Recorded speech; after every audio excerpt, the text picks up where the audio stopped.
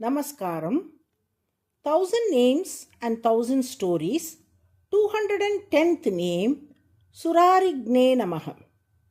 After slaying Hiranyakashipu, Lord Narasimha crowned Prahalada as the king of Patala Loka, the netherworld. Under his rule, the realm flourished, reflecting Prahalada's wisdom, devotion, and just governance. One day, the esteemed sage Shyavana visited Prahalada's court. Recognizing the sage's greatness, Prahalada rose from his throne, offered his respects, and humbly welcomed him with due honors. Prahalad addressed the sage, Swami, your presence graces my court, and your wisdom lights our path. I have been contemplating undertaking a pilgrimage to sanctify myself and deepen my devotion. I seek your guidance. Please suggest the holy places I must visit and the significance they hold. Sage Shyavana responded, Prahalada, Lord Vishnu pervades all places and manifests in various forms. In Tirupati, the hill itself embodies the Lord. In other places, he resides as sacred ponds, rivers, or mountains. Similarly, in Naimisharanya, he manifests as the sacred forest sanctified by its presence, divine presence. Naimisharanya holds a special place in our spiritual heritage. It is where the 18 Puranas, the ancient narratives filled with divine wisdom, were born. Among these, the Bhagavata Purana was narrated with great clarity and devotion by the Sutta Pauranika, a masterful storyteller well versed in the scriptures. He recounted these sacred tales to Saunaka, the head of a prominent group of rishis performing penance and rituals in Naimisharanya and a gathering of sages. You must go to Naimisharanya.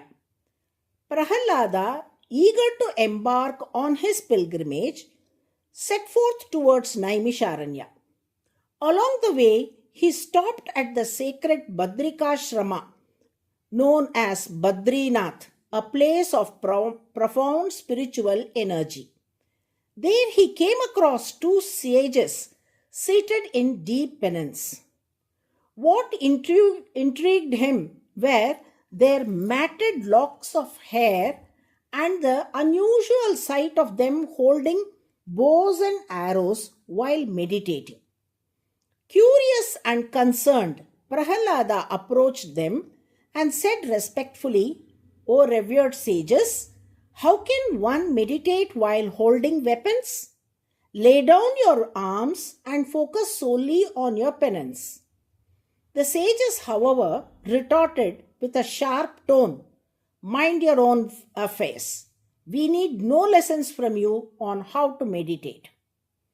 However, Prahalada, unable to accept their unconventional approach to meditation, once again pointed out the strangeness of their practice and in his disbelief even ridiculed them. This deeply angered the sages, who sternly warned him, Leave this place immediately.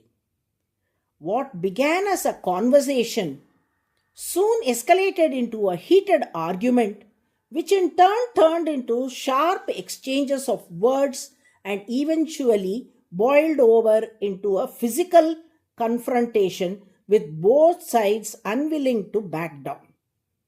The arrows from both sides began flying with such intensity that the very earth trembled under their force.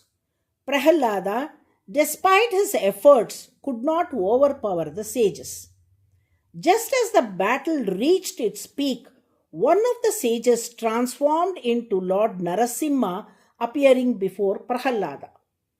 Overcome with awe, Prahalada exclaimed, O Lord, is it truly you? Have I counted you in this form. With that, he immediately fell at the sage's feet, seeking forgiveness.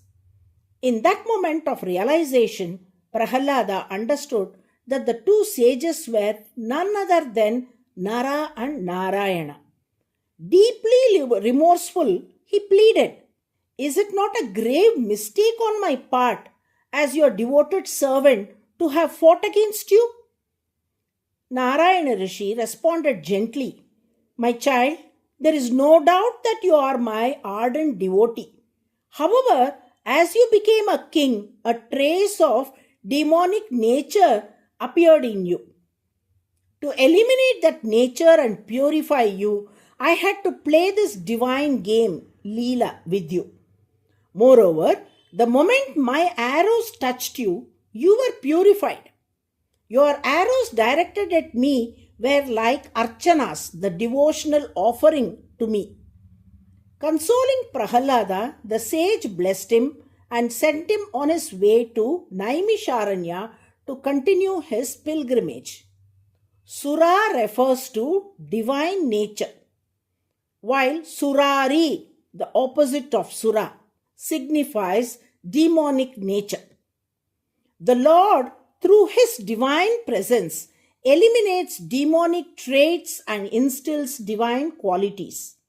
This is why he is known as Surariha, the one who removes the demon nature and instills the divine nature, the 210th name in the Vishnu Sahasranamam. By chanting SURARIGNE NAMAH, we invoke the Lord to purify us, removing the demonic influences and instilling in us the divine nature. Narayana, Narayana.